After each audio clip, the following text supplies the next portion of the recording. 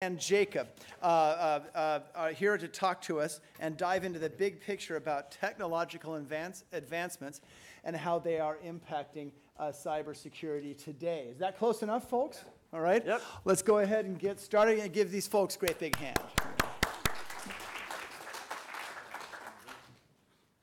Is everyone impressed that it worked the first time? We plugged it right in, right? Yeah. I am. I've had to act out videos before because we've had no video signal. Yeah. So. All right, so we're off to a good start, so hopefully this goes very well. So my name is Ben Songroth. I am a cybersecurity architect, vice president of architecture over in New York City for a large financial firm. My background, just to give you an idea of where I came from, why I'm here, I actually originally was a biochemist. I worked at Stony Brook University for a couple years doing research.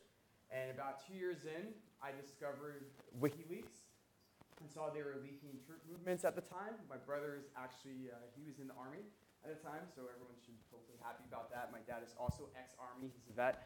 I'm the only one in the family who did not join, but that's okay. And they were leaking troop movements, and I said, oh my gosh, like this could directly affect my brother. And I thought, you know, cybersecurity is going to be big over the next couple years. I always was a bit of an IT nerd. Let me check it out. I went and got my master's at Mercy College and then proceeded to start working at First Data Corporation doing application security. Very focused on Sorry for the interruption, Ben. Make sure your lob is on. It Sorry is. about that. It is just not high enough, Closer, maybe? yeah, get a little higher. Sorry, guys. Okay. That better? Yeah? Yeah. Okay. So I did application security there. After that, I went to CA Technologies, Computer Associates. While I was there, I ran the red team, did vulnerability management, pen testing, social engineering, tabletop exercises, you name it, everything offensive security. Also got involved in a lot of the blue team activities on incident response side. In my spare time, I have a family, 2 young kids, wife at home, avid motorcycle rider, and I'm also a CrossFit coach. And me and Jake together actually run a meetup, which we'll talk a little bit about, back on Long Island. It's about 300 strong, but I'm not going to share the name of it just yet, because it's kind of a fun name. Jake? So I'm Jake Lehmann. Yeah, I'm Jake Lehmann. I'm the managing director of Cyzen. Cyzen is a managed security service provider. We do everything from your penetration tests, your vulnerability assessments, right into your policy help for cybersecurity, as well as managed services such as endpoint detection and response and managed SIM for companies. I started my background in cybersecurity even before cybersecurity was the buzzword in the whole industry that it is today. I started playing around on my computer back in the AOL days. If anyone remembers the AOL Instant Messenger, that was the big chat app of the day. So I'd come home from school and I'd fire that up and I'd talk to my friends on that. However, I was always interested in computers. I started taking the CCNA courses through Cisco back then, getting heavily involved in networking. And I was always playing around with technology. So I really cut my teeth in cybersecurity when I installed a backdoor on my friend's computer. And it was called NetDevil at the time. So you start up a direct connection where you can send people pictures. You do a netstat, you get their IP address, send them back door. I say, hey, take a look at these pictures of kittens, and double click on it. They're like, oh, it didn't work. We're like, oh, here it is. You send them another one, and then they wouldn't know that you had a backdoor on their computer. The next thing you know, I'd be flipping their screens. I'd be turning on keyloggers, popping out their CD-ROMs, the cup holder, whatever you want to call it. All sorts of nefarious stuff that would get the black helicopters landing on my front lawn nowadays. But back then it was kind of like the Wild West, it was more of a playful thing. Everybody was still trying to figure the internet out. So that's really where I found my passion for information security. I realized I wouldn't fare well in jail, so I kind of stopped going down that path, and I wanted to follow a more ethical path as a white hat hacker. So I got very involved in penetration testing. I went to school for network administration because back then cybersecurity in general was just a subset of IT, and that was something that few people knew a little bit about, and it kind of fell on IT administrators. So then I went to become a contractor for the NSA through Level 3 Communications, where I was involved with a lot of penetration testing critical applications for different companies as well as the internal company, doing everything from leading red team engagements to social engineering campaigns, that sort of thing. And I really just kind of ignited just a spark in me. Then I moved over to the private sector full time, where I ended up just building out a cybersecurity practice for a company called K2 Intelligence. That all went great, and then I decided to start my own practice. We partnered up with a company called Freeman LLP, where they're a traditional accounting firm that wanted to invest more into other industries. So we built the cyber practice for them, and it's been happy ever since. I also I have a couple other side things about me. So I have a French bulldog and a pug, as well as a 2-month-old son. His name's Troy. A longtime gamer, so we're always playing like Counter-Strike and those games growing up, and that's kind of fueled my passion to be even more involved in technology. And I run the meetup with Ben as well, which we'll go into a little bit. Yeah, so we want to start off just talking about our lives in general and how they have to do with technology nowadays. Some of the people before us touch on this a little bit. One of the biggest things and the biggest concept we've seen nowadays, and we feel like it's definitely going to continue as we move on into the future, is the blurring of lines between our daily lives, our professional lives. Right now, I mean, Jake's phone, I know he's got his work email on there, he's got his personal email on there, he's getting messages from everything. I as well. Like, that line of going home and saying, okay, yep, day's over, you can't contact me, that line is gone, right? You are expected in a lot of positions nowadays to constantly be accessible, to constantly have that internet connection, and be able to answer your email in an emergency, and be there for it. And our digital and our physical life is melding into one. I mean, Elon Musk said the other day, we're basically cyborgs at this point. We're not cyborgs in the traditional sci-fi sense of being cyborgs, right? Our whole lives are on our phone. Yeah, really. I mean, all we have to do is really sew our phone onto our arm or something like that, and we're pretty much the definition of a cyborg. And there's some people that you would... was like a mechanical arm or something, but I mean, it's the same concept. Absolutely. Right? Who wants to upgrade your arm every other year? Right. Very, very expensive and very painful. Yeah, and to Ben's point as well, we have a lot of different blurred lines when it comes to even social networks. For example, LinkedIn, there's a lot of different, it's a blurring of your business and kind of who you are as a person in your professional life. One of the best, we do spear phishing campaigns, and one of the most successful click rates that we get is when we fish somebody with a LinkedIn thing saying, oh, somebody's requested you, whether it's the CFO, an attractive young woman, or something like that. People love to click that because it's that whole blending aspect. Yeah. So some of the stuff that's helping us go in this direction with the blurred lines and continue our lives with technology, IoT smart devices. We mentioned before, we have IPs on everything. We have IPs on our refrigerators, our toasters, our thermostats. Nest is a popular one. People have Alexas in their house. Cloud services. I mean, I don't know anyone in the tech sector at this point that probably is not storing some sort of data in the cloud. I mean, I use OneDrive, Office 365. I think it's like the best absolute deal when it comes to daily cloud storage.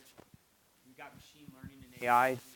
Yeah. People just to touch on the cloud real quick. People are using the cloud, not even realizing it when you're using a device like Alexa.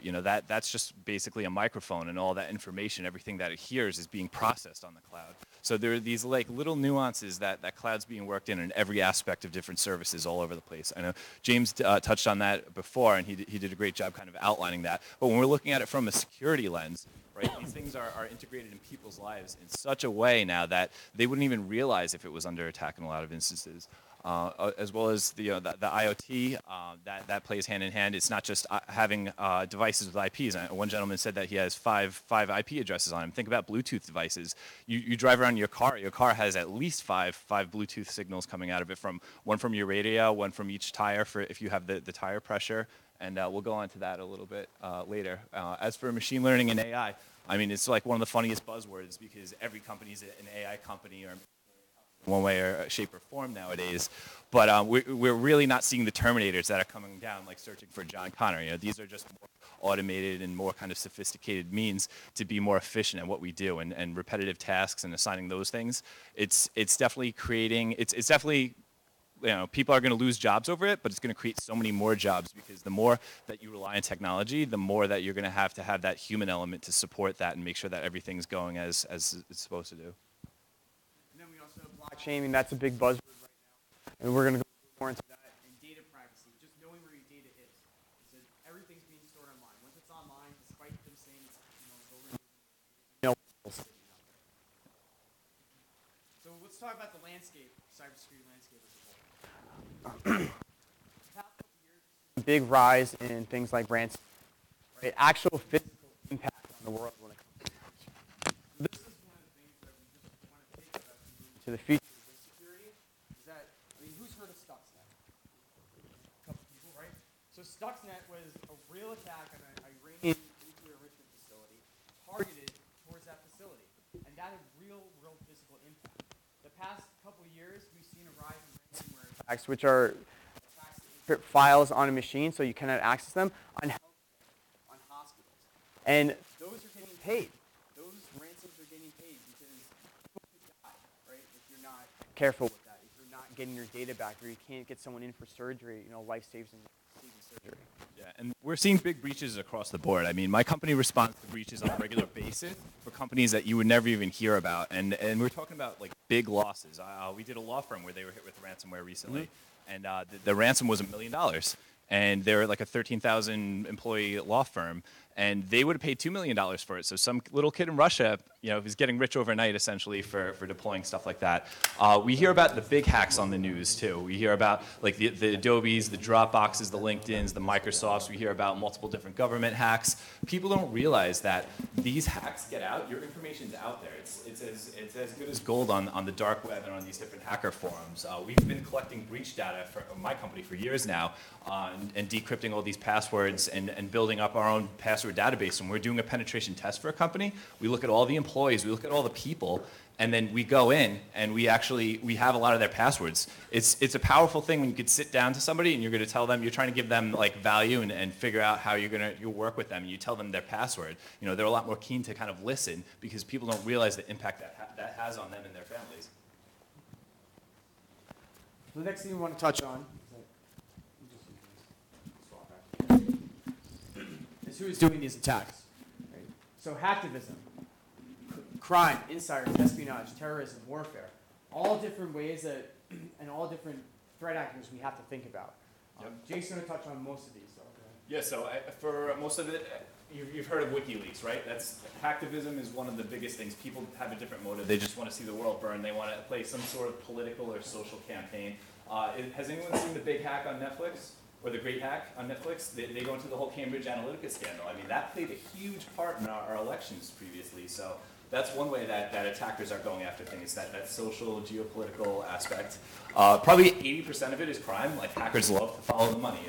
They're attacking hedge funds, they're attacking schools, they're attacking anybody that has a weaker security so that they can deploy ransomware, they can get a quick payday. They have ransomware as a service now. You could hire somebody. You could be an IT admin at a place, and if you have access, you could deploy ransomware as a service on your own company and get paid and make it look like another attacker. Somebody else will do it for you. We have insiders. So insider threats are a big deal.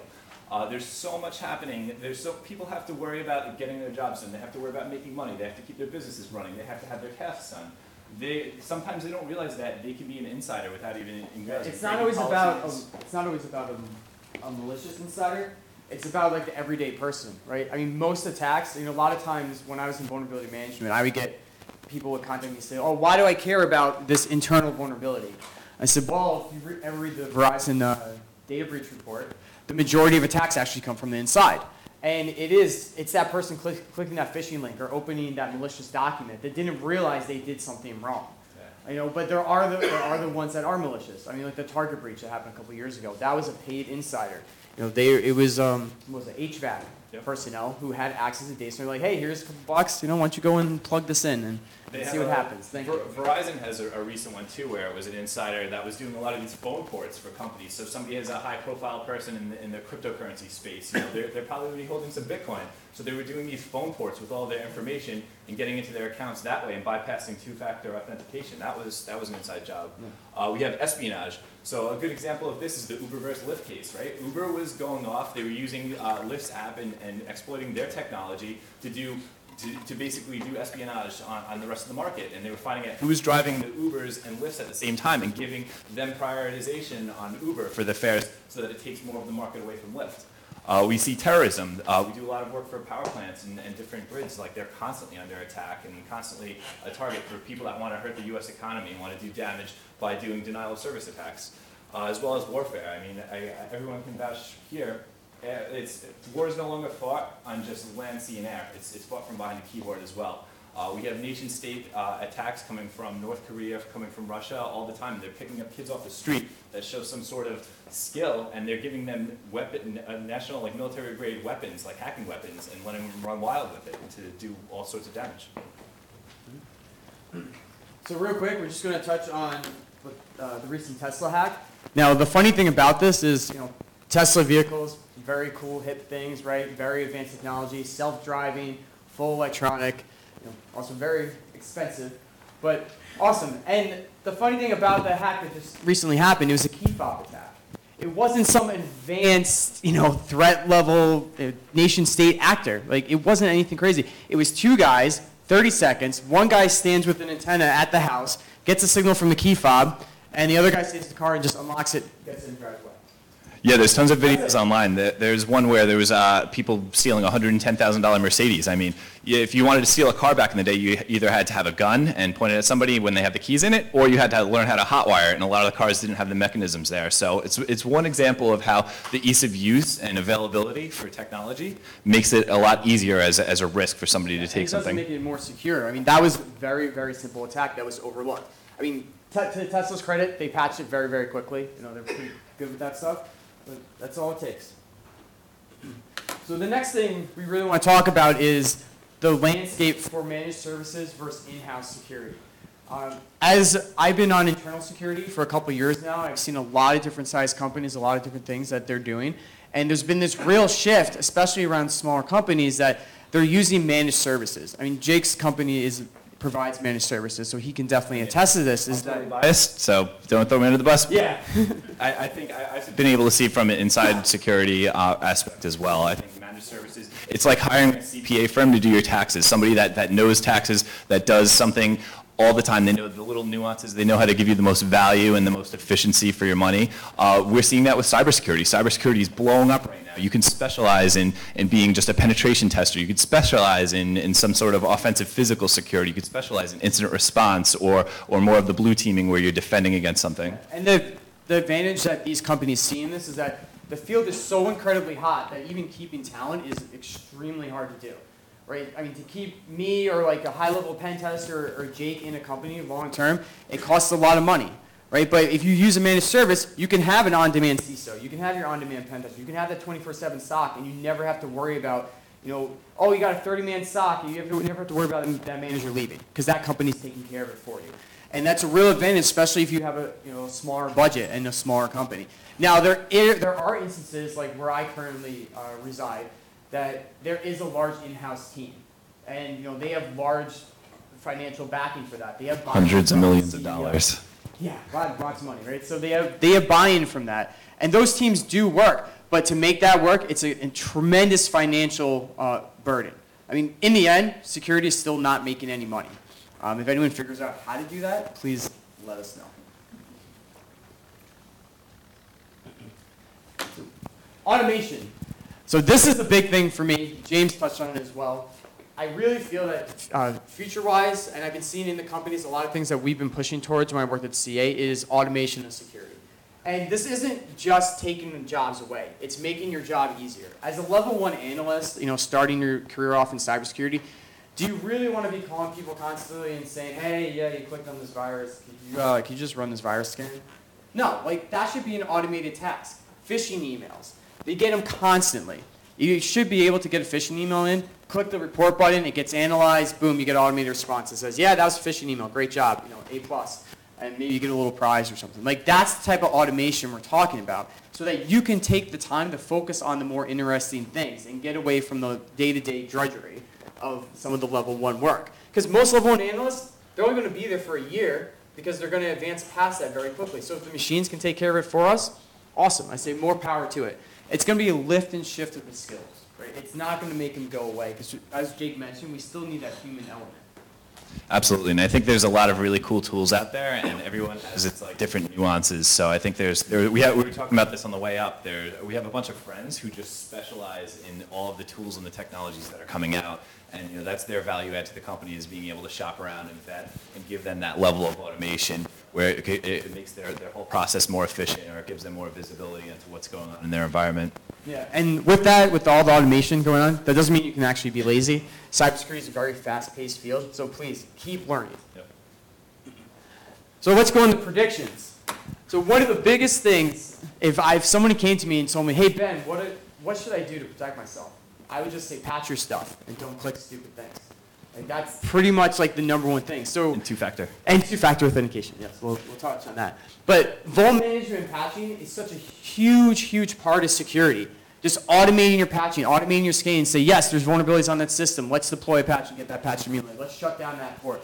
That's where we see the future going with these things, is taking away that process. I mean, instead of having a giant patching team and giant vulnerability management team, scanners shoot out there, they say, hey, yep, there's a vulnerability. Oh, hey, yeah, deploy this patch. Done.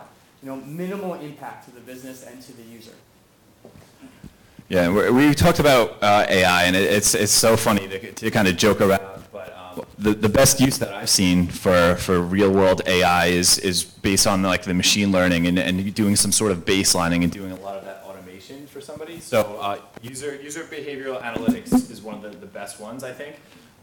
Being able to apply some sort of baseline knowledge to what a user normally does on their day, and then you can monitor the deviations. It makes it so much easier than sifting through logs and trying to find some sort of malware that, it might be a 0 day, it might be something that doesn't even exist yet. It might be the first time it's being deployed in your environment. So that being able to have that user baselining and that UBA aspect is one of the tremendous tools that have came out in the past few years. I mean, it's a shift away from traditional antivirus, right? We have giant companies like McAfee doing signature-based antivirus, and that's great.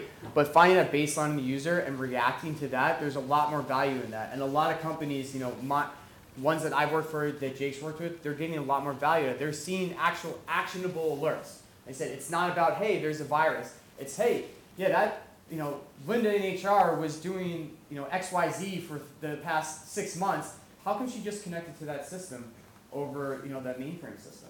She shouldn't be doing that. That's weird, right? And it's completely odd behavior. It's an outlier. So, reacting to those outliers. Jake touched on AI a little bit. Continued tech reliance, I mean, that's a given. The biggest thing here, though, is that human aspect is never going to go away.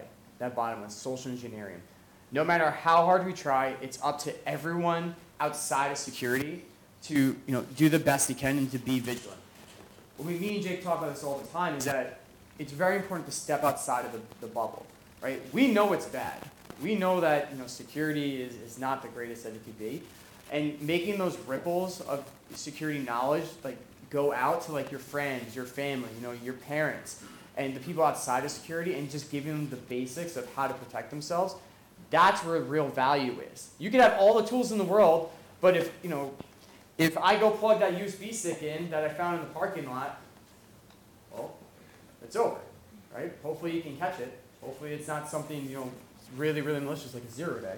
Yeah, so social engineering, it takes advantage of 4 elements. So that's the fear, so it's trying to instill something, scaring you. Your account's been locked out, you've sent out this wire transfer, something like that. It's the uncertainty, so people are uncertain about something, so it tries to trick somebody into thinking that something is the right thing to do, like a policy from HR or something like that.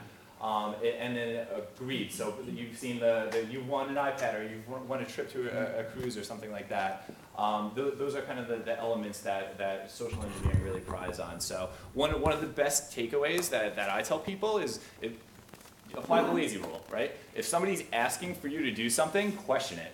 If somebody's asking you to sign something or open up a PDF or open up some document that you weren't expecting, don't do it. I wait till HR. Urgency, right? I wait till HR is in front of my desk telling me you have to actually sign this or you have to actually do this to actually do it, and it actually saves me a lot of time in the process. Or just don't click anything. If you get an email that says, "Hey, click this link," well, Amazon.com ships something. Let me go to Amazon.com. Don't click that link, right? That was the common phishing email we used, and we got a lot of people. And I said, "Why using your work email for Amazon.com?" But I mean, that's not my problem, I guess. All right. So big thing, tips for success. This is one of our favorite ones. So as we mentioned, we run a meetup called Long Island Beer and Cybersecurity. We're over 300 members. Networking, networking, networking.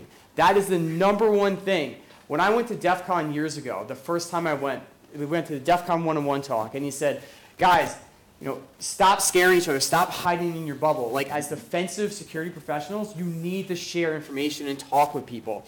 And that was awesome. Like, that really resonated with me. And when I got home from DEF CON that year, the funniest thing was that I got home and I said, you know what, I had fun. And I went to all these talks and it was great, but something was missing. And I realized I didn't take the advice to heart. I didn't talk to anyone while I was there. So the next year I went, I forced myself to talk to everyone in line, right? To go out that night, even though I was there by myself, and meet people and go to the happy hours. Like, this goes such a long way. Like, me and Jake are constantly collaborating. Like, there's no way we would be where we are without each other's help. I would not be here if it wasn't for Teresa or James from CompTIA. I would not be speaking in front of anyone. Actually, I don't think it was for Teresa and getting my first speaking gig. Yeah. Right? So that networking goes a long, long way. And soft skills, super important, right? You could be the greatest coder in the world, but if you can't explain to the business why you need to do something, or why it's important to the business to maintain and keep getting revenue, then they're not going to want to hear it. Like, we're not sitting behind a desk all day anymore and just having our heads down and doing technical work. Like, we need to share, get those security ripples going out. Yeah, and we talk about second best skills when it comes to cybersecurity. People ask, should I go into pen testing? Should I go into vulnerability management? Like, how should I do it? And one of the best things is to work on your social skills. Get that FaceTime, like Kelly was saying before, with people. It goes a long way, and it's extremely fulfilling, and it's one of the best things to build up better security in your environment, no matter what you're doing, is to be collaborative with people, make sure that you're communicating with them, make sure we can't do it on our own, right? Like, I don't know everything, Jake doesn't know everything, but together we know a lot more, and all of us together, we know a way lot more. Absolutely, and I think the more that you can sell your idea, you're going to have to be selling something regardless in life. So you're either selling some sort of service, or you're going to have to sell why you need that service, or you need that budget, or you need that certain tool in your environment. Yeah. Like I said, security doesn't make money, so we do have to sell it. So quick little tips for personal hygiene. Number one, multi-factor authentication. If you have important accounts out there and you're just using a username and password, please set up multi-factor. Whether it's a text message, at the very least, get a text message, get an email with a second code, use an authenticator app on your phone. That's followed by password managers. Super awesome. Please stop using password as your password. Please don't use your dog's name with your birthday. Or my personal favorite, do not use the season with the year. We're in fall now? Spring, fall 2019? Yeah. Please say nobody has that password. That's basic stuff too, but make sure that when we talked about social engineering, you want to make sure your social media is locked down as well. You want to make sure that you're not using passwords that are easily guessable by going to your social media profiles. I'll give you an example. We were doing a penetration test on a new web application one time, and this thing was rock solid. It was designed from the software level right out to deployment with security in mind. Everything was up to date. Everything was patched perfectly. There was no real signs of any kind of security things that we could exploit. It was rock solid. So we're like, okay. So we did the Whois lookup. We found out the email address that was associated to the website who owned it, and we were able to go on to the person's Facebook page. His profile was private, but we found his wife on the page. And one of the password reset questions to get into his email account was, who is your favorite animal, or something like that, or something like dog. And then we found out that his wife's dog, or his dog's name was Fred at the time. We were able to reset his password and get into it, and we were able to compromise a fully secure environment that way. All right, so a couple of helpful links. If everyone wants to maybe take a photo real quick before we go past this slide. Have I been pwned? You'll know if your email or password's been pwned. LastPass, good password manager. Center for Internet Security. NIST, which is the common framework nowadays for cybersecurity. A lot of companies are using this. National Cybersecurity Center from the UK, and FBI Safe Online Surfing Program. If you guys are able to provide these. Yes, we'll provide them for sure. Yeah, I'll email them to you. Yeah. We're out of time, so no questions, but we will be around. We'll be around for lunch and everything, so thank you.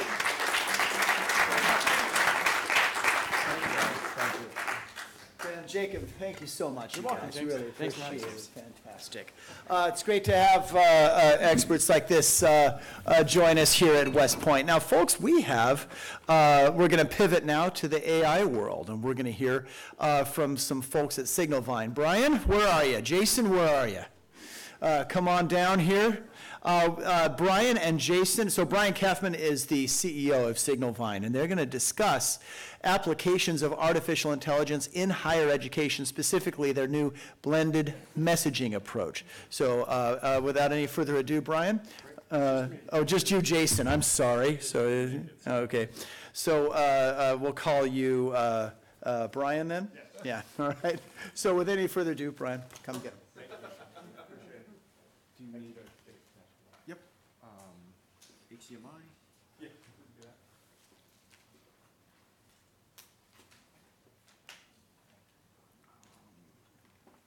And do you want the clicker hooked up so you can go through? Yeah. Oh, look at you. All ready to go. Thanks for coming.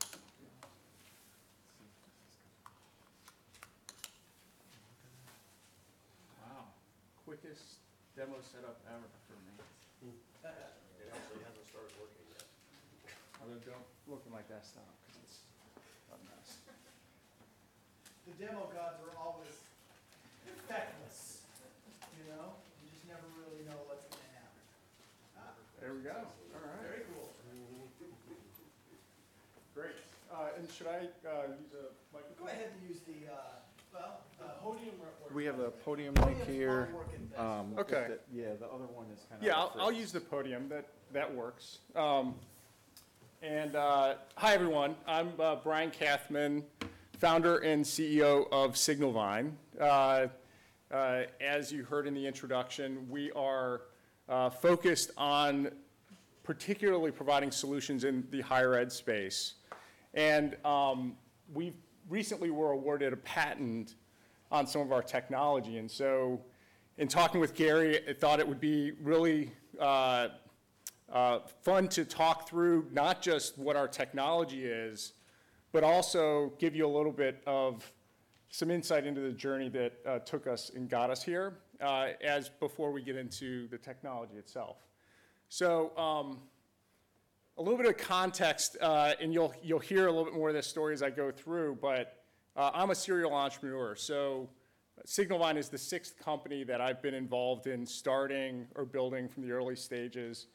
And along that way, as I've built Signalvine, I took a lot of these experiences prior to put us in a position to not only build a successful company and great technology, but then ultimately receive the first patent award that I had ever received through my entrepreneurial journey.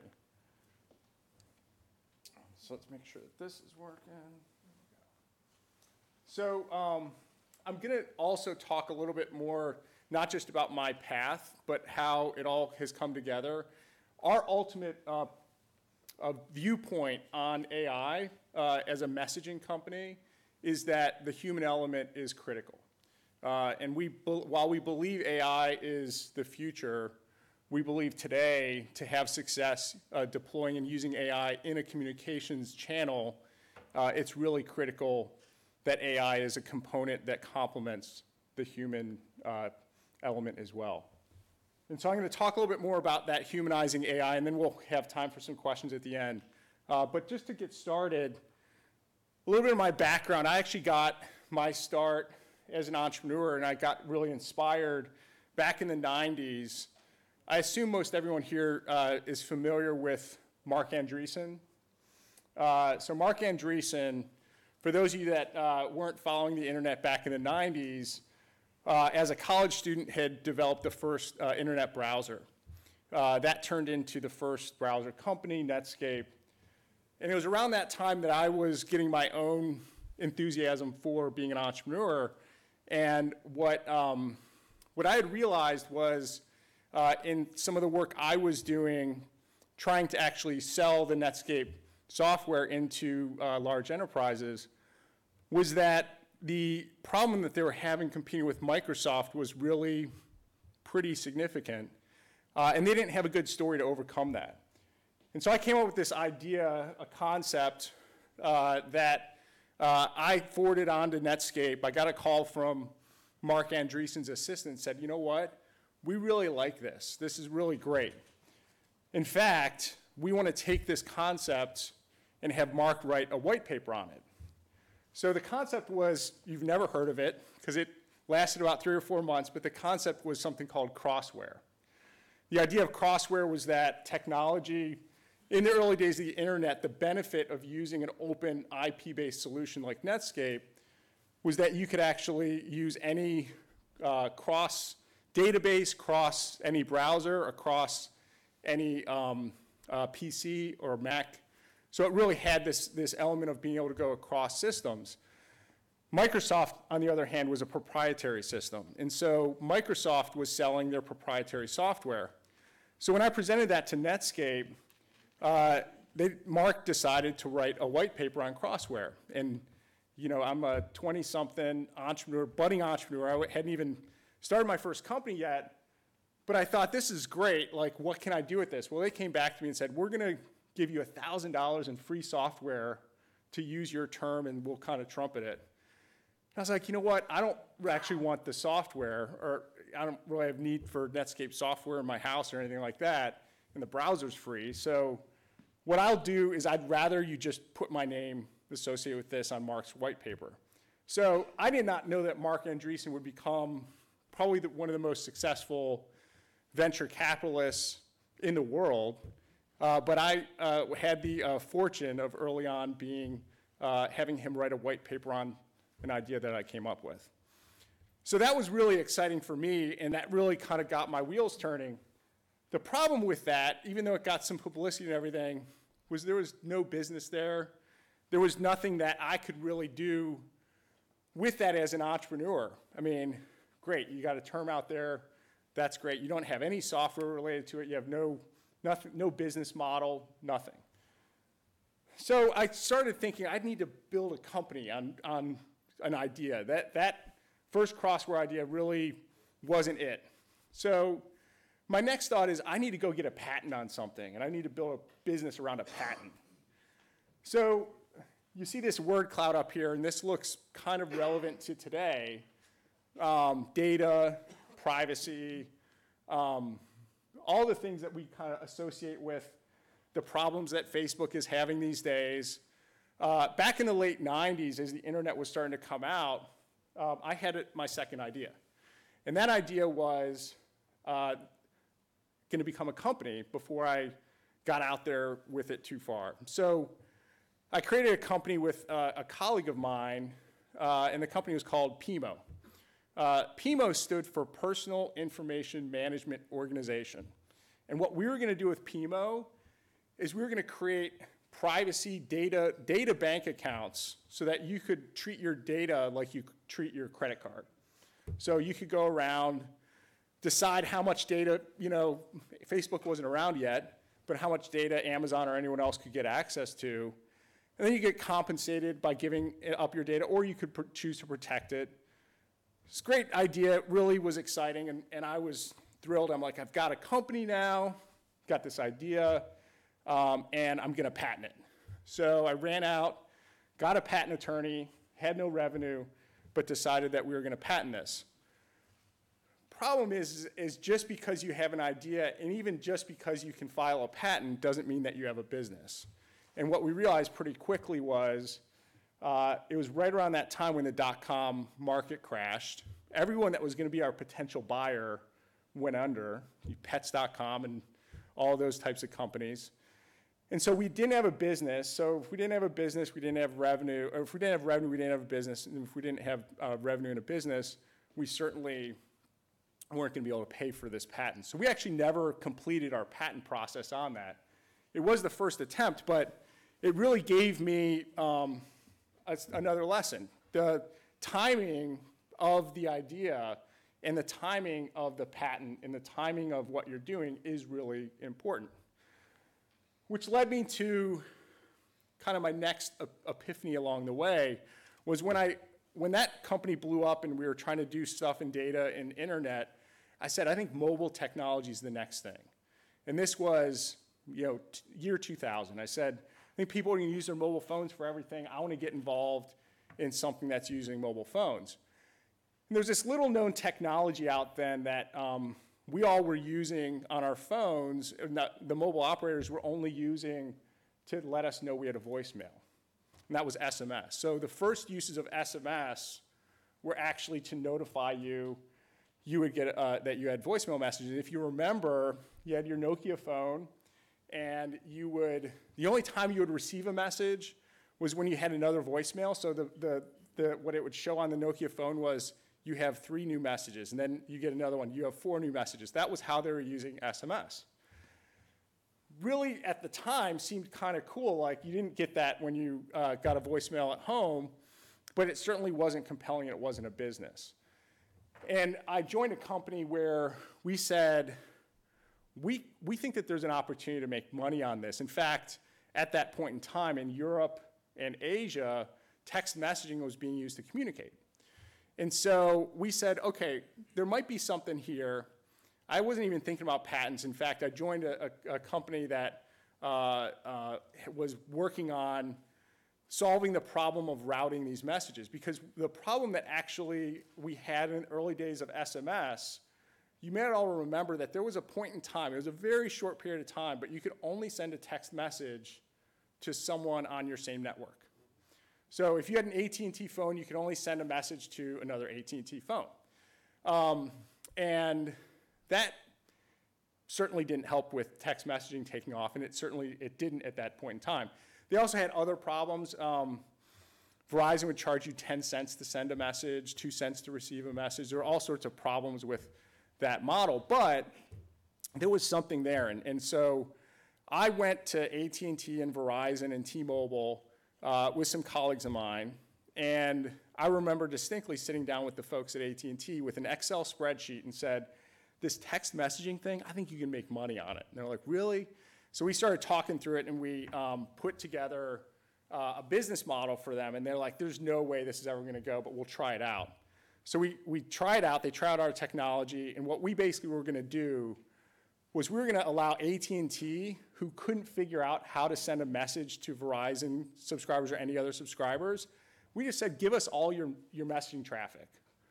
We'll serve it, we'll deliver it sub-second, and you just pay us for each message. So it doesn't work out, doesn't matter. If it works out, we do well, they do well, everyone's happy.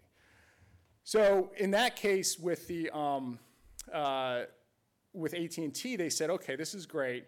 Who else is going to do it? And we said, well, T-Mobile just signed a contract because they were Voice Stream Wireless at the time. They're like, oh, great. We're going to beat them to the market. So AT&T rushed. They got it out.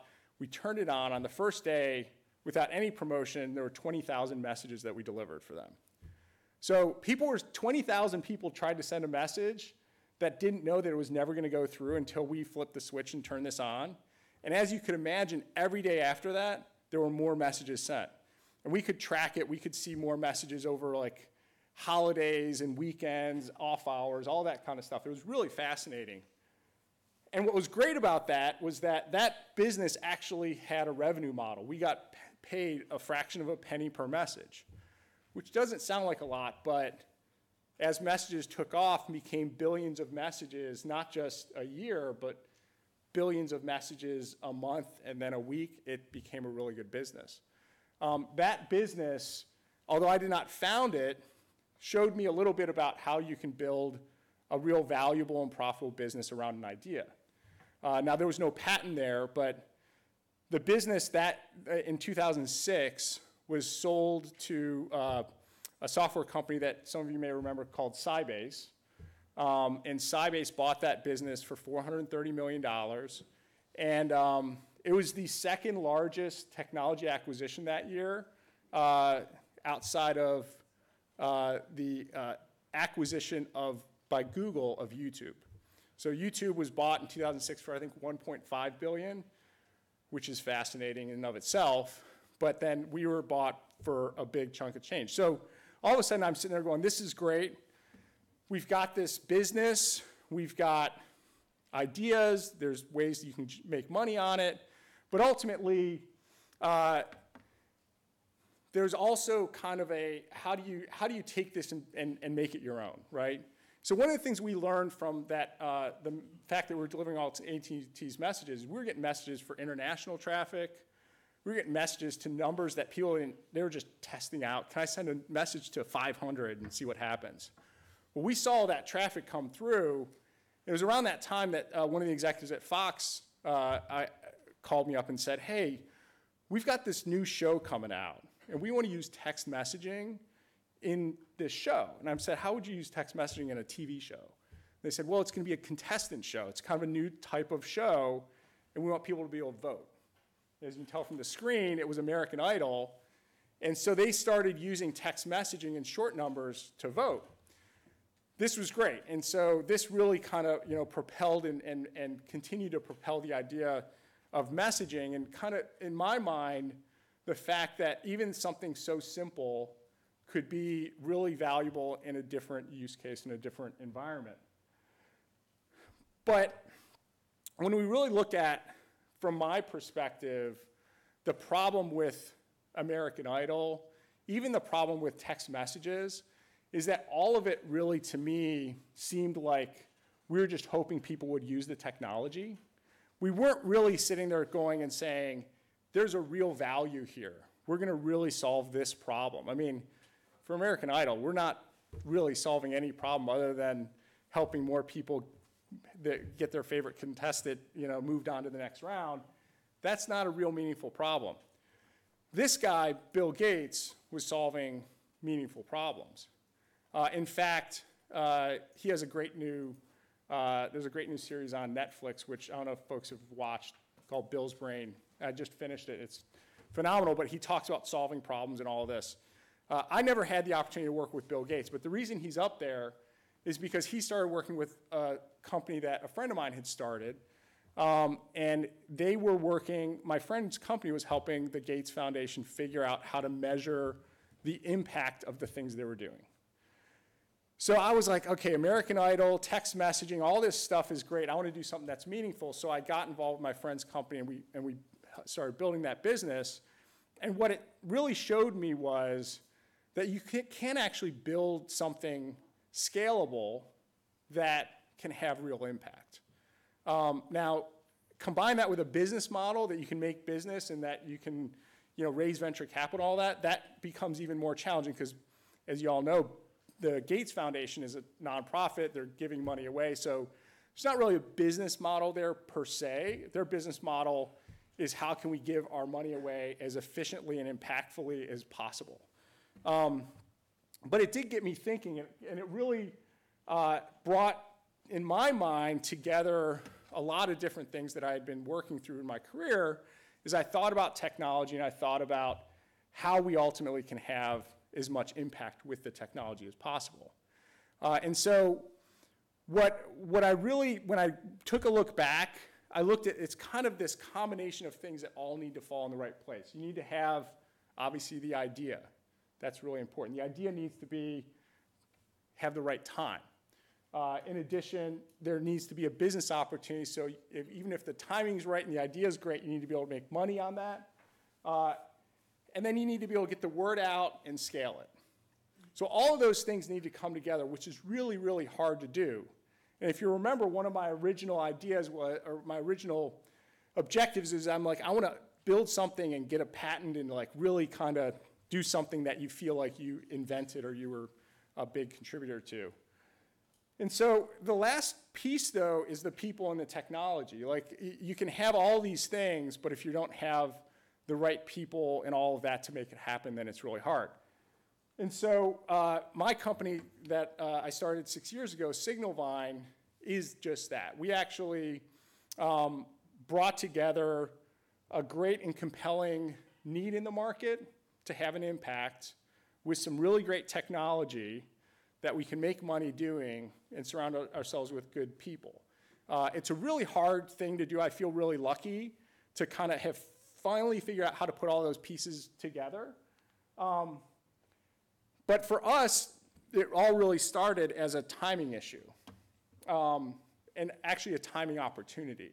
And what I mean by that was what we realized, and all of you that either have gone through school recently or have children going through school, realize, or just have kids for that matter, I have a sophomore in high school, realize that it's really hard to communicate with the student of today. The problems are kind of they're numerous, right? They don't check email often. It certainly is not the first place that they're going to go.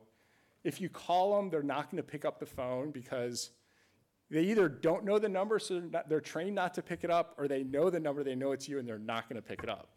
So it's kind of this combination of really hard to reach them, and then they're using social media. But the problem with social media, as great as it is there's all these like, I've got a follow or a friend, or this is public or this is private. It's really complicated to communicate with them, and particularly for a higher ed institution. You think about a college like UCLA, or that has all these students that they're trying to communicate with and keep up with everything. They get more than 100,000 applications every year. How in the world can they do that? So this problem was really clear in the early 6 years ago. And what we realized was the problem not only was really acute for these institutions, but it had a real financial impact on them. It was actually by not getting students to show up and get through the application process, they had fewer students coming in the door, so they had lower enrollment, so they had lower tuition revenue. Students then were forgetting to renew their financial aid, or students were going through a process where they got confused about something, or they got a bad grade on a test and they thought they had to drop out. All of a sudden their retention of their students was going down because they weren't really able to support them and reach them and communicate with them. So their retention rates are going down, their revenues are going down. Needless to say, the competition is going up. There's more and more options out there, getting credentials or getting community college, coursework.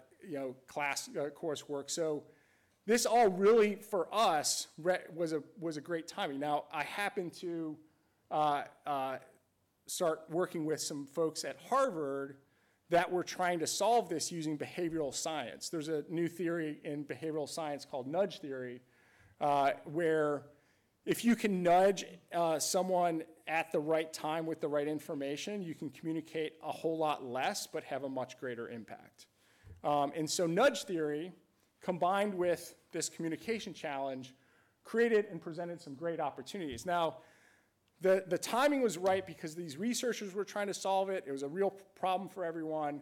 But then you put it all together within the student life cycle, and we could see opportunity at every step of the way. Every part of the education process suffers if you can't engage and communicate with your students. Kind of sounds obvious, but it became very obvious as an entrepreneur, as a technology company, that was true. So when we look at this and we think about all the different ways in which communication can solve problems, at the corner of this and where the real opportunity was born was the fact that what's unique about students and higher ed institutions is you've got a whole lot of students and not a lot of people at the higher ed institution. You have a scaling problem. So part of the reason that the communication wasn't happening is because you don't have enough people to do it, at least the way that we've been doing it. The other problem is that you may not be using the right channel, and certainly my background in text messaging gave me some visibility on that. But for us, we felt like there's a solution, and it involves technology, and it involves AI, and it involves all the sorts of things that we all want to and can do. So we built some technology, and we cornered it around this idea that when we first built it, we didn't call it blended messaging, but now we call it blended messaging, because really what we were doing is we were saying, there are different ways we all need to communicate, particularly if I'm a higher ed institution with students. Sometimes I need to have a one-on-one advising conversation. Sometimes I need the CRM to let them know that they need to do X, Y, and Z. Sometimes I need them to know that there's a deadline on Friday. And sometimes they may have a question that I already know the answer to and I don't want to have to respond. I want AI, or I want a bot to be able to handle that. So our idea was pretty kind of simple, but also really big. And that was, how can we use all these different ways to communicate, but do it all in the same system at the same time, in the same conversation? How can we hand off conversations between humans and AI, between CRMs and SIS systems and the individuals themselves? So our idea, this blended messaging, is really what we've been building for the last 6 years. And when we think about it, and we thought about the technology, pretty early on, I went back to my days when I said, okay, the data privacy thing, I'm going to create a patent, and we're going to go out there, and then we're going to figure out how we make money on it. I all of a sudden realized I've got an idea, we had this great idea, and we can make money on it. We need to patent it. So we jumped in and we filed 3 patents. And part of the story I wanted to share as we go through this is that the patent process, if any of you have gone through it, is really long. It's really intense. It's things in, words in documents that even though I'm listed as the inventor, it's a little bit hard for me to follow. So you've got to make sure that some patent attorney in the US Patent and Trademark Office can follow it. But we filed 3 patents. And my idea from a business and entrepreneur was, we've got a great idea that we want to protect because we want to be able to own it, and we want to be able to provide the services to the market for that. So our 3 patents that we created were really around this whole concept of scaling that sort of automated, blended approach of communication. The first patent, and this one we were just awarded, is this concept of a simultaneous inbox. Sounds kind of obvious, but it's actually really complicated to pull off. So the traditional way of communicating, as we all know in email, is routing, right? So the way that we communicate is we route messages between each other. That's fine, but if you're an institution and you've got a team and you've got departments, you actually need different people to be able to jump in and out on the conversation. I also need a bot to jump in and out on the conversation. So we created an inbox that was actually had everything in it, but then we would use the rules and the intelligence to know what messages showed up for which people. So it's kind of routing, but it's disguised by using technology and rules in that. So what we would do is, if a counselor is working in the admissions department and just communicating with students who have been accepted, they would only see students that fit that rule in their inbox, although their advisor might see those as well as all the prospective students, and someone else might only see the accepted students that are in state, right? So all those rules can be applied in that simultaneous inbox. The second thing we filed a patent on, and this is in process, they're all linked together. The way the patent process works is you can link patents, but your approval is on single patents. So we have 2 others. The second one is data-informed SMS. This may sound kind of obvious, but what we do that's was a little bit different at the time and still a little bit different out there is that we felt like the only way you could combine human interactions, AI, automation, and data was to do it dynamically. So every message, as the data changes, the filtering of who's receiving that message or who's scheduled to receive it or what advisor or counselor on staff is going to see that message needs to change as the data changes. So what we created is we created PDL. PDL is basically what we call it it's our own language we created using another language called Haskell. I like to say it's like HTML for messaging. So any message we can construct any dynamic rules, and so that the message can be created on the fly as it goes out, just like you see a web page on the fly as you pull it up.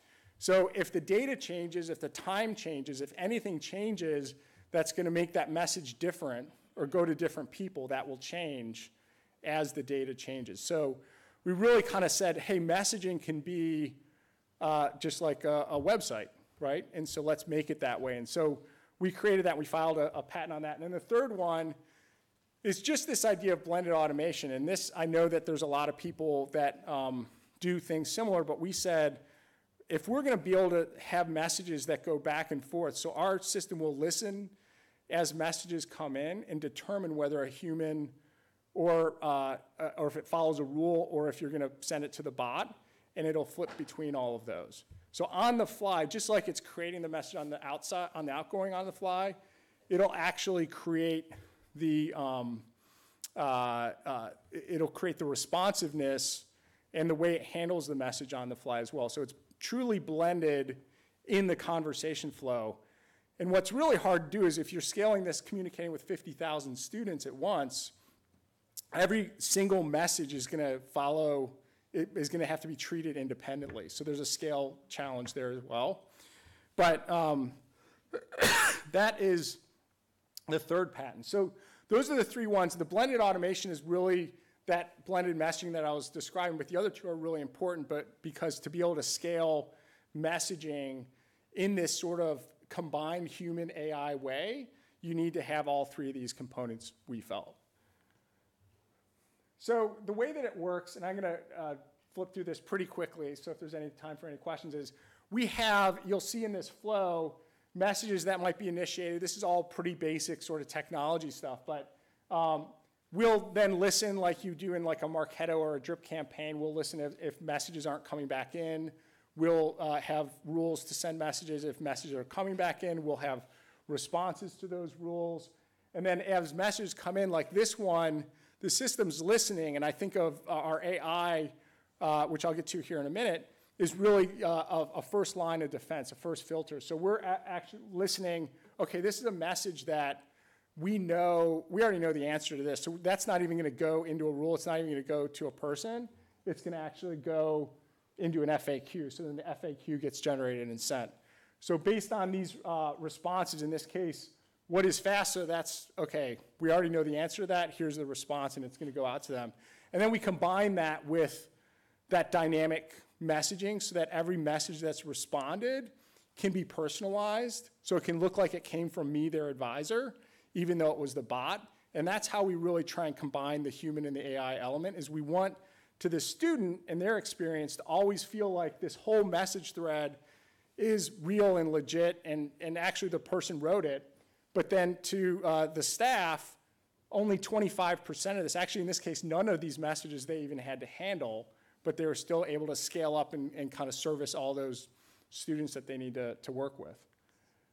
And so our philosophy, and this is not, I think, too far out there. I think a lot of people believe this, but we really built the technology around the idea that we believe AI should be part of the team. In education, in the education space, and some of you may follow it in the technology space, some of you may not. In the education space, the way that AI is being talked about, at least in communications, is as chatbots. And the cute thing that a lot of these companies have done is that they've said, we're going to put your mascot on the chatbot. So now the mascot is talking to all the students. The problem with that we see is that, one, you're kind of taking the staff that actually have all that ability to support the students out of the equation, right? If you're putting that chatbot outside of the office and hoping that they can answer things and only including them after the student gets frustrated.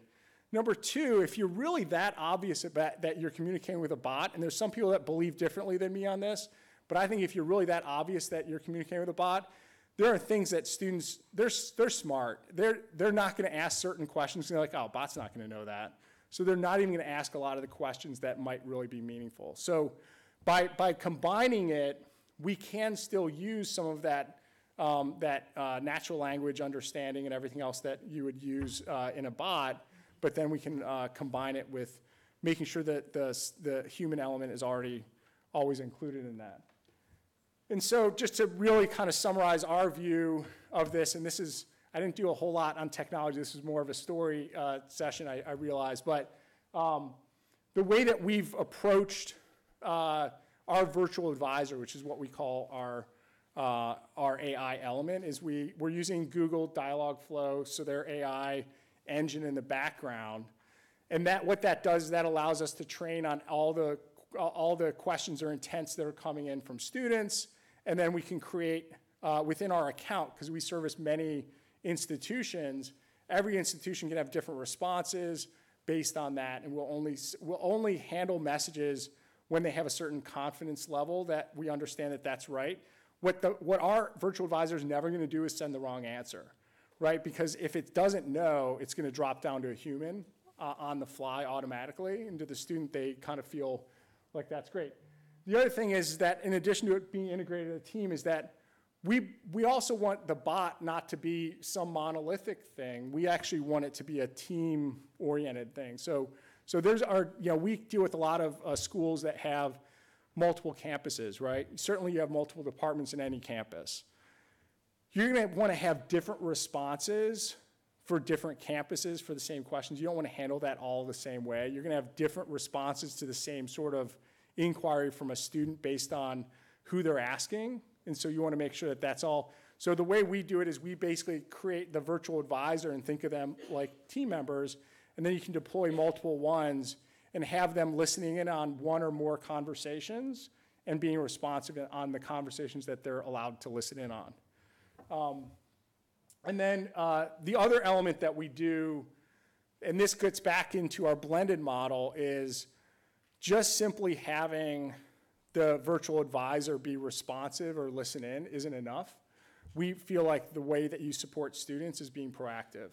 And so that goes back to our grounding in the world of behavioral science and nudge theory, is that we always want to have a proactive element so that we can make sure that the students that need your support the most are usually going to be the ones that don't know what they don't know, so they're not going to ask the questions. So you need to be proactively helping them along the way a little bit, and making sure that that sort of interaction, it's not a one-way street, but it truly is a dialogue between the organization and the student.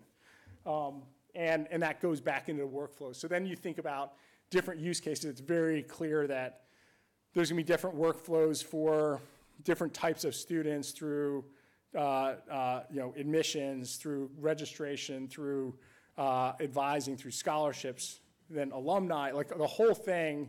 There's all this sort of scaled workflow that you can then deploy when you've got these sort of blends of the automation, the human, and the AI elements.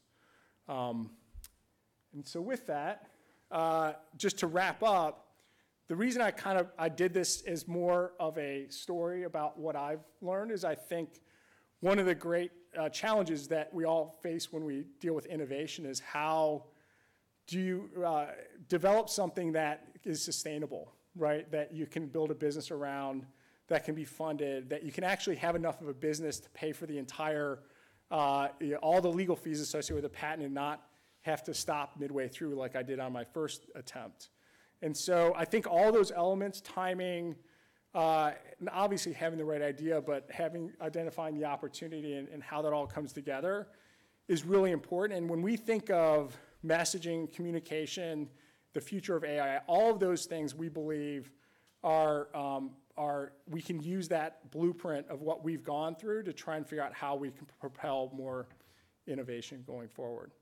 So with that, I think I have 5 minutes maybe. Great, so any questions?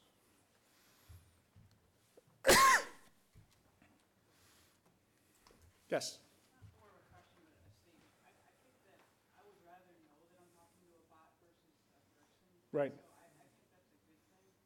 Okay. But sometimes I do get frustrated when, like, I'm like in the bank or whatever. Right. And you just want the phone number, and they're like, hey, how can we help you? We can chat. And I'm like, no, I want to call someone. Right, and I think it's actually a really good point, and it's something that we've built into our system that I didn't really talk about as much, but we do have customers, not many, because you can personalize every response and you can personalize how they're using it. They could completely automate it, and every message or the initial messages can say, hey, I'm your bot, and I'm here to help you. We have customers that want to do because of what you said, and I think we're still learning about what is the right approach, because maybe for certain use cases, that's exactly what the student would expect and want, and in other cases, maybe it's more important to kind of empower the team to elevate their capacity. But I think it's a really good point, and I think that goes back to just the whole notion of AI is that there are a lot of uncertain things that everyone's still trying to figure out of how it gets interacted. I mean, the classic one in our world is now we're looking at how you interact on a website versus through SMS, and there are differences that are not apparent on the surface.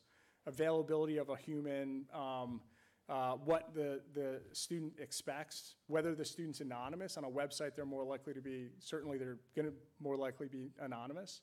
So it's a really good question. Yes? How do you update your data on your side? Like if the students drop the class or you drop the major, and you're still sending them Right. messages about the old major or the class that is no longer on. How do you get that synced up?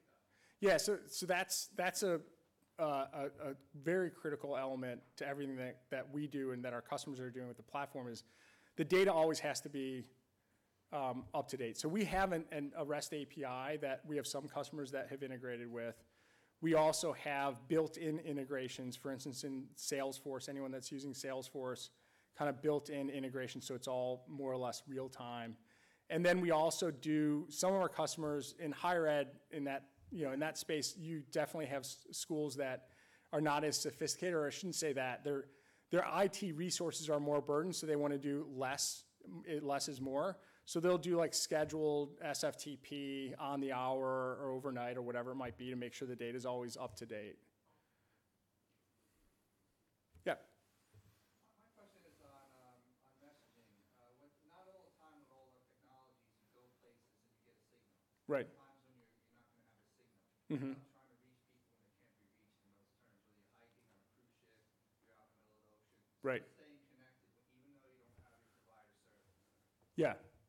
So it's a really good question. I have two answers to that. One is my SMS world experience is that you're more likely to get a message than you are to get an IP connection, to get access to the internet, because in rural areas, the messaging still often travels over the control channel and not over the IP network. So you're more likely to get a message. Now, there are times when you're out of service or your phone's off or whatever, battery died.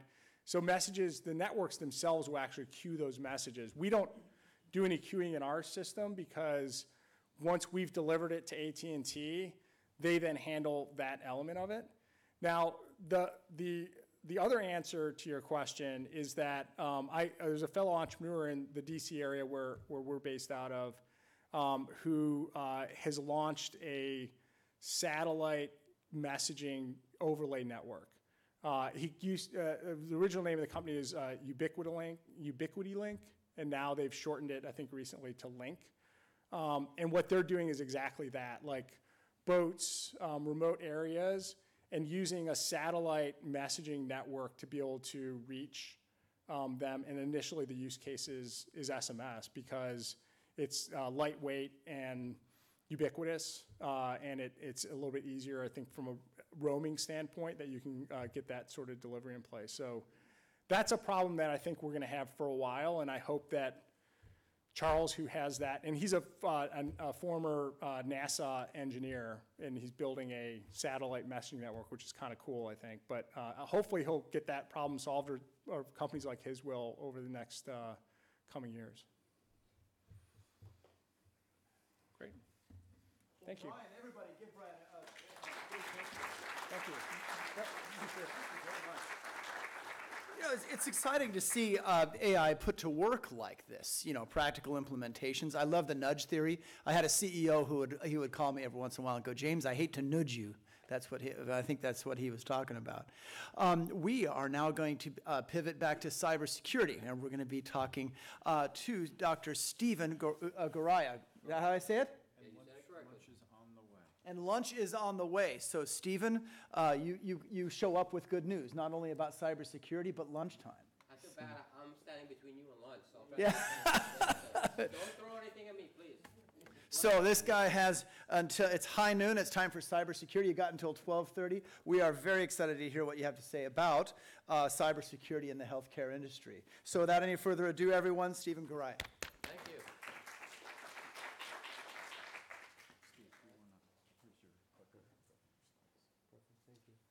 So thank you, Colonel Thig and Gary, for inviting us to join your conference today. Very interesting. I've learned a lot. The Long Island guys, I'm from Long Island, so thank you for that. I learned a lot from you guys. I learned how to be more social media aware from a guy who doesn't have a Twitter account. So thank you. So it's been very, very interesting.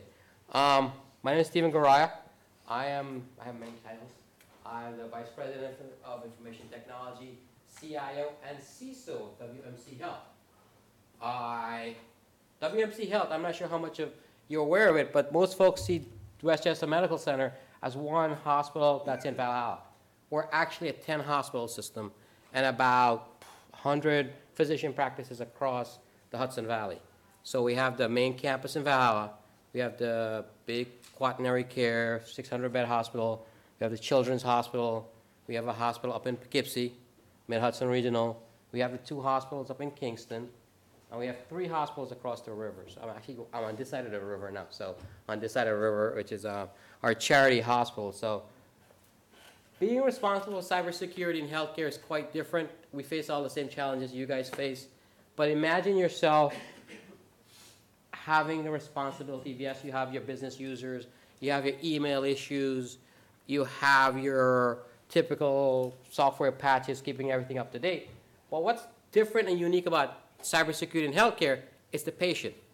Imagine your mom, your dad, your kids, or someone sitting on that operating table, administering some sort of drug, or their infusion pump, which is a biomedical device, is an IoT device, has an IP address that can be connected, gets hacked.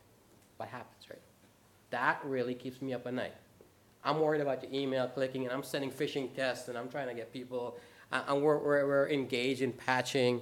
We're engaging all sorts of different things, but what keeps me up at night is figuring out how do we keep our patients safe.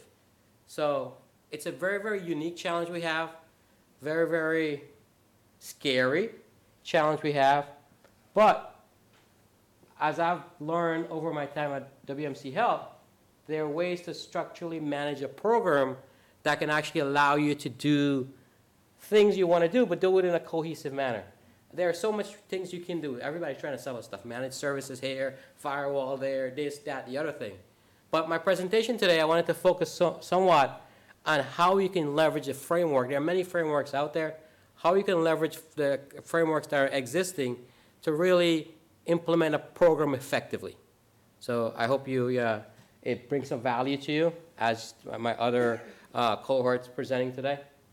A little bit about myself. I have many acronyms there, but as I was looking out there, the first certification I ever got was an A+ certification. So the CompTIA folks, thank you. It launched my career as a desktop guy at Northwell. But I have a doctorate in healthcare administration. I have a bunch of other things, but that doesn't really matter.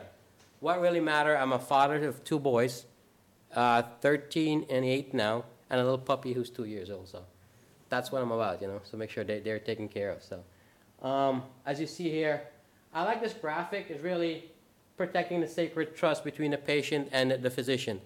Knowing that the patients are here, they're trusting the clinicians, they're here to be treated. They don't want to be worried about cybersecurity hacks. They just want to feel better and go home. And my job and our job at WMC Health IT security team is really to protect that. And there's so many aspects or areas of vulnerability that we need to worry about.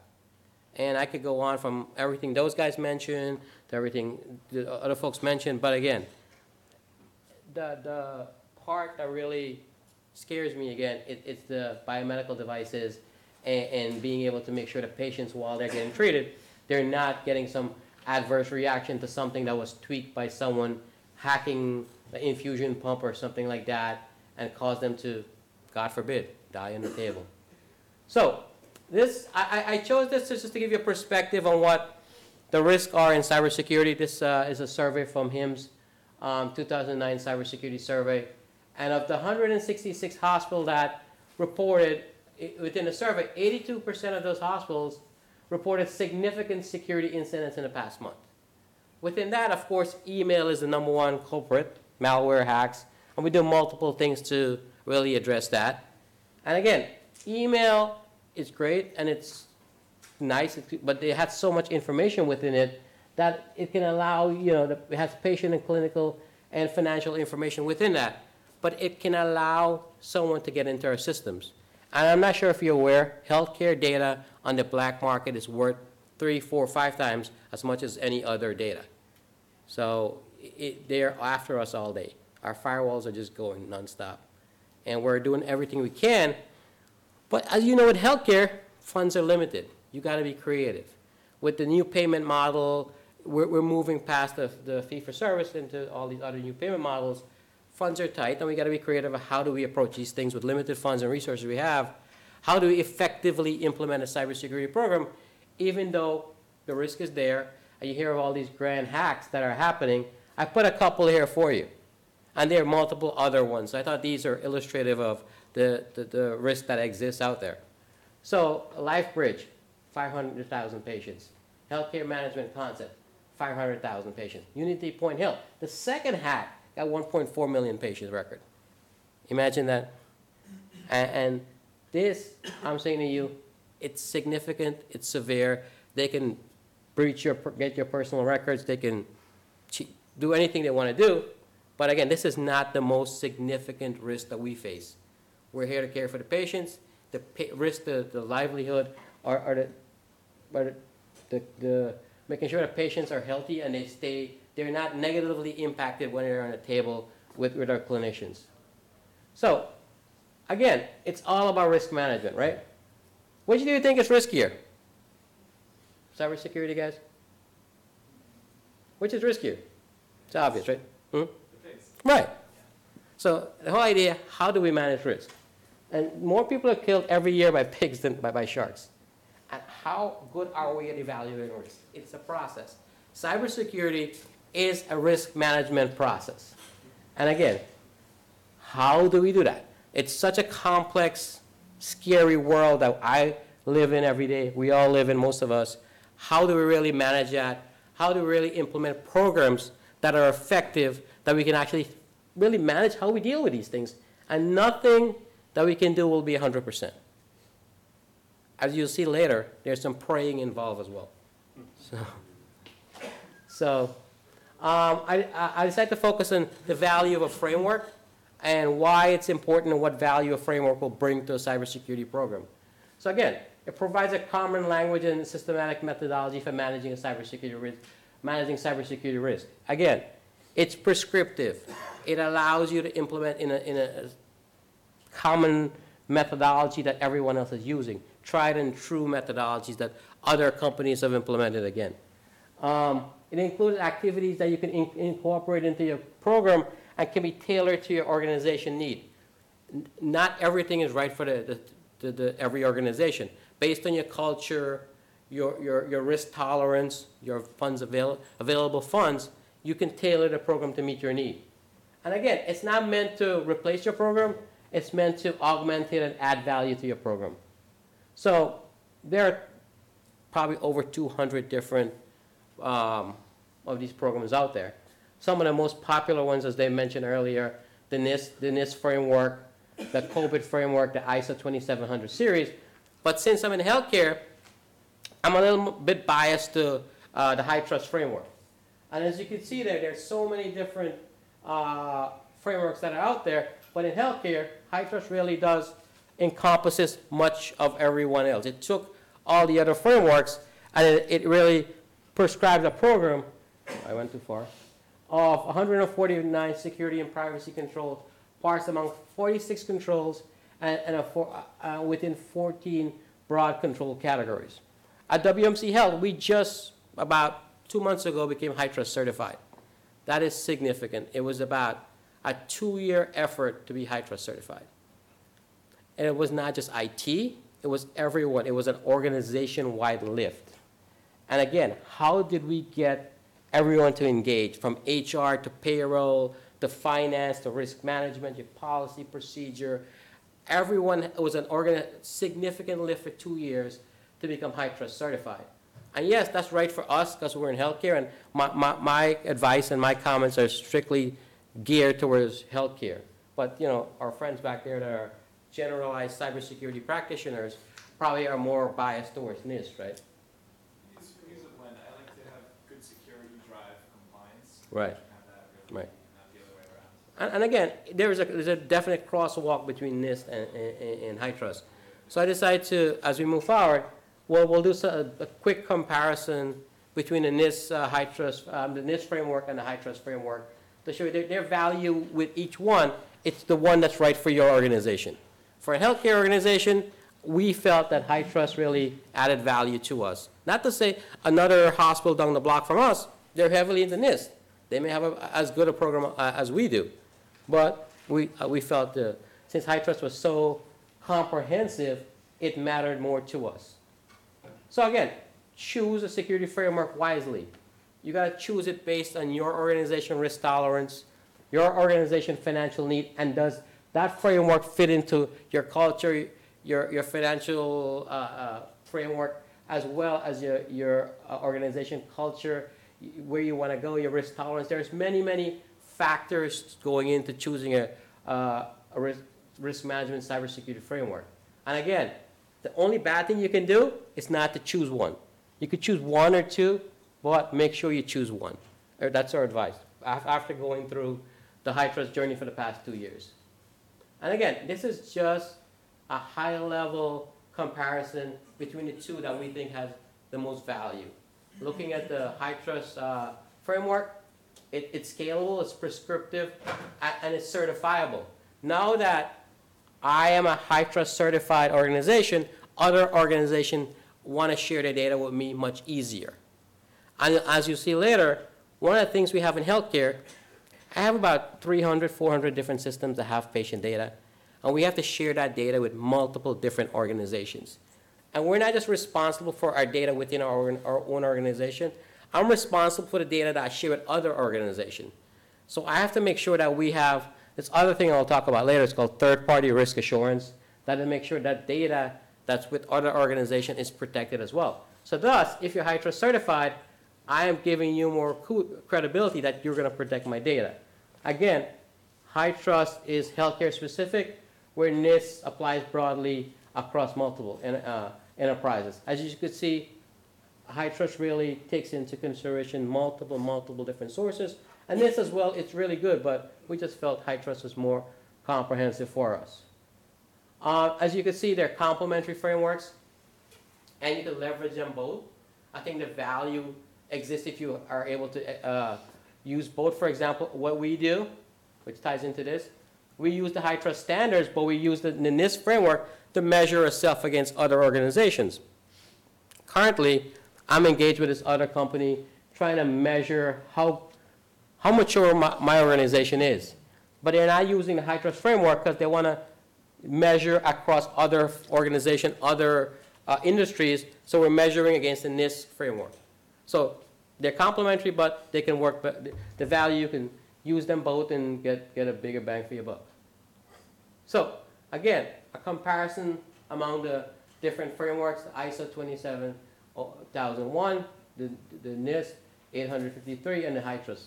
Again, this is high trust, healthcare focused. But remember I spoke earlier about third-party risk assurance, which is third from the bottom. That is critical for us. So every vendor that wants to do business with us or want to share data with us, we have to make sure that our data is protected as it leaves our organization. So I have a team of folks that really started this program to evaluate anyone who wants to share data. So we really work with the vendors to make sure we evaluate every aspect of their business. We make sure that they have a SOC 2, SOC 1, SOC 2. We have actually I started with a questionnaire that had about 500 questions, and the vendors were like, what? We're not doing that. So my point is, with the high trust third-party assurance program, if I'm working with vendor X and vendor X is high trust certified or participates in a high trust assurance program, I feel more comfortable allowing my legal department to move forward that our data will be protected as it goes to the other organization. So, and there are many other benefits, but again, it depends on who you are, what organization you're from, what your goals are. So this is healthcare skewed again. So, I wanted to share with you some implementation advice and rules to follow or guidance we think we can offer you as you try to implement some of these frameworks. Again, be flexible, implement concept of other maturity models. Very progressive. Build, every hospital, every company has things they've done right. They may not have done everything, So don't go back and start over. Look at what you have, do an evaluation, and build from what you have. Take the good things and build from it. So, you got to get your board involved. Cybersecurity is all about exposure and engagement. Engaging, you got to engage the end users. You got to engage, from my world, you got to engage the providers. You got to engage the doctors, the nurses. But the key folks to engage is the board. Again, you get your reinforcement from them. You get budgetary approval from them. So if you, like currently, I'm part of the Audit and Compliance Committee of the board. They actually are the ones who allowed us to get significant funding after the chairman of the board was very into cybersecurity because her husband is into cybersecurity. And she really came to us and, made sure that we're actually following, implementing a robust program and allowed us to get significant funding. Again, finance committees of the boards really impact the flow of funds to you and really can help you along the way. But yet, don't get them too involved, seriously. But you get them involved as much as you can. Again, you gotta keep, to the board and everyone else, you gotta keep it in simple concepts. When you talk to folks, don't try to get too techie and bits and bytes. Really speak in language that they can understand. You really wanna engage them. How can they engage? How can you engage them? They have to understand what you're talking about. What is the value proposition? What are you bringing to them? So again, make it simple, but have the right people engage the board. The board chair was critical for us, so I thought it was, really, really good to choose a model that they really believed in, that was right for you. If they could become a champion for you. If you get the board chair on board, your life becomes much, much, much more easier. Again, be deliberate, communicate, but you gotta test for comprehension. Yes, we can do this presentation, but if I leave here and you have no idea what I'm talking about, you don't take anything away from this, there's lack of comprehension for what I'm saying, there's no value to you. So again, you test for comprehension. You gotta plan, you gotta adjust. You gotta really clarify the roles within the organization. What roles does the board play? What role does the CISO play? What role does the governance committee play? Having those clear line of delineation, what role you play would add value and help you to implement your program much, much better. Yeah, you got to eliminate ambiguity. You got to adjust. You got to embrace accountability. You got to execute. But as you execute, you got to measure your performance and adjust. Not everything is going to go right. Some things you're going to implement may not have the value you think it would. Some things you're going to implement may not go the way you want. You may not get enough engagement. You got to keep adjusting, evaluating.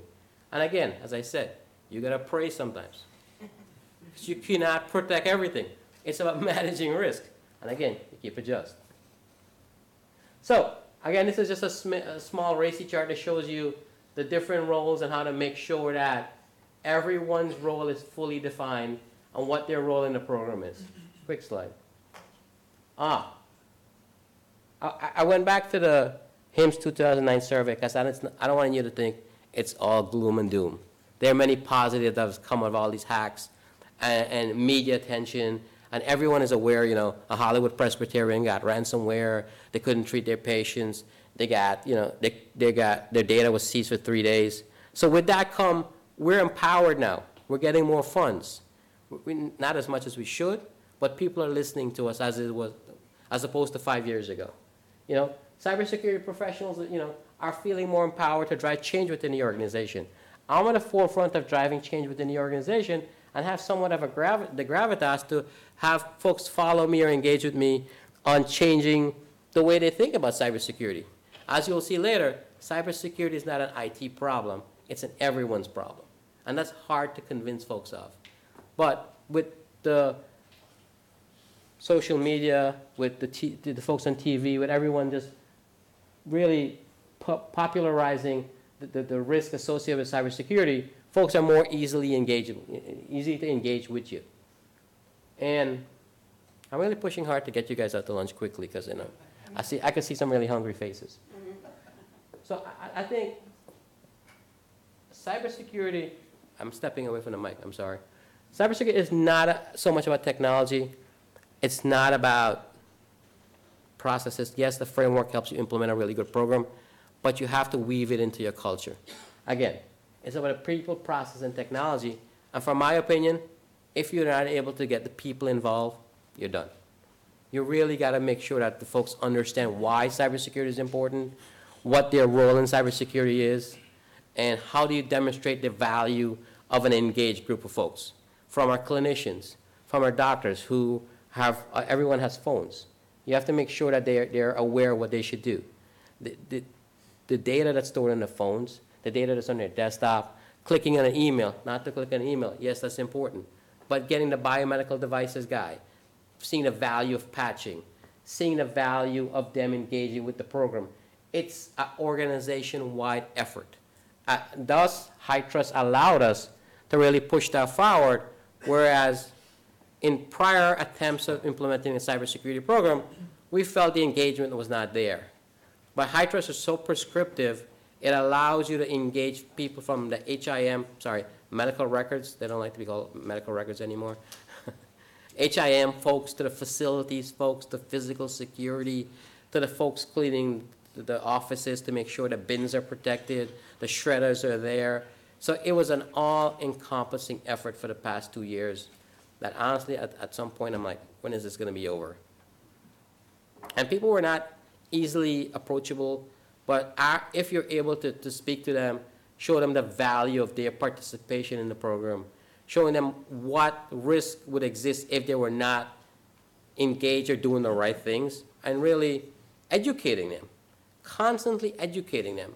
And not educating them, keep throwing the same slides at them, or you gotta be creative in your education. You gotta be able to engage people at all different levels. Understanding that a physician may need to be communicated one specific way.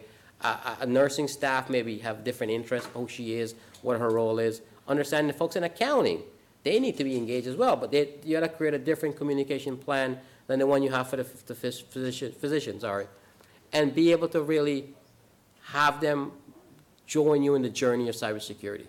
And it's not perfect. We're about to send out another phishing test soon, and I guarantee you, we're gonna get a 7% hit or something like that. So again, it is a journey. It is requiring you to engage the entire organization and to create a culture of security. Cybersecurity, as I said earlier, it's not a function of IT anymore.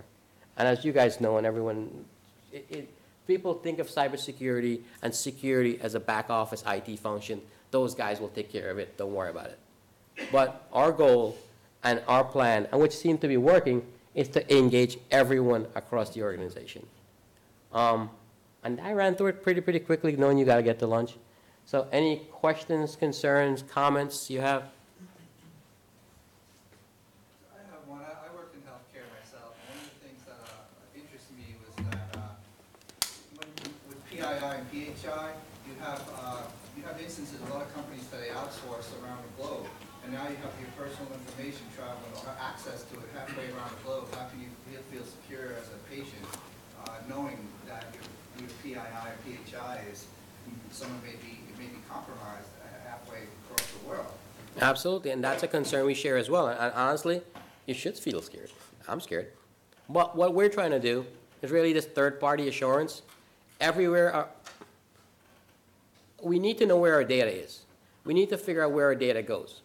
And now what we're doing, yeah, it may work, but what has happened? What happened to all the data that has like 3, 5, 10 years ago? Who has our data?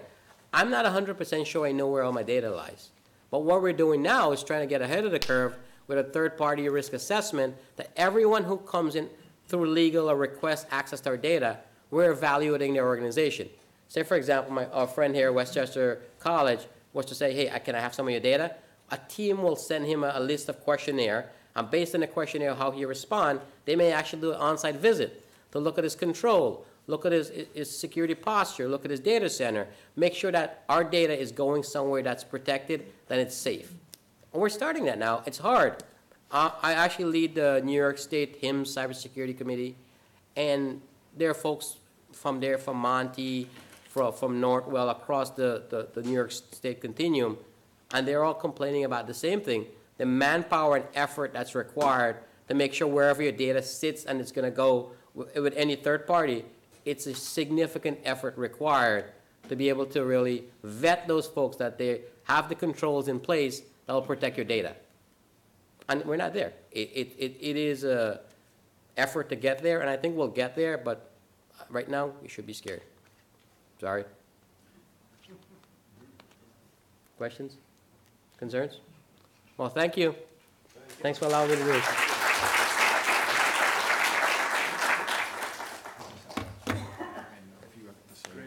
Dr. Garaya, thank you so much. It's very rare that we've seen somebody from such a mature organization in the healthcare industry address anybody. So thank you very much. Oh, Very absolutely. unique perspectives. Really And I was appreciate trying to it. raise it to a higher level. I didn't want to get to there, so.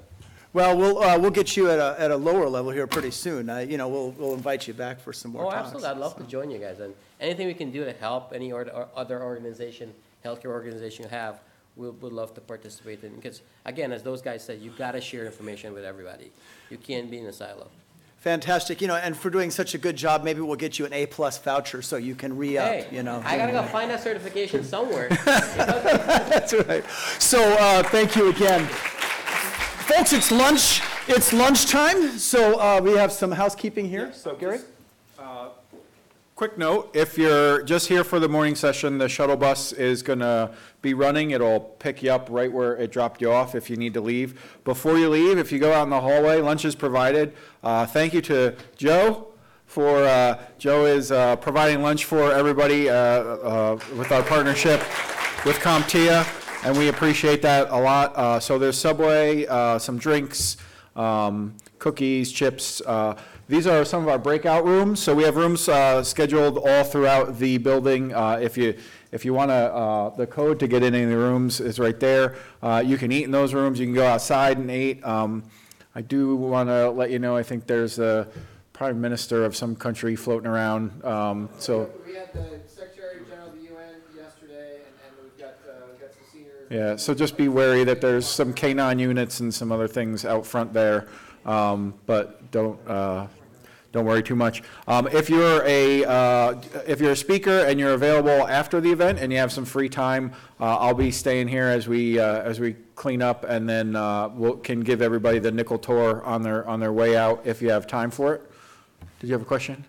There's a healthy snack machine on the 3rd floor going that way in case somebody can't eat food there. Yes, and if there's also the Officers Club if you have time. We're going to break now at 12:30 and come back in at 13:15 or 1:15 for all the regular people. And then we will get into to Lynn's presentation, and we're pretty punctual. So if you could be back by 1:15, enjoy your lunch, and we'll see you then.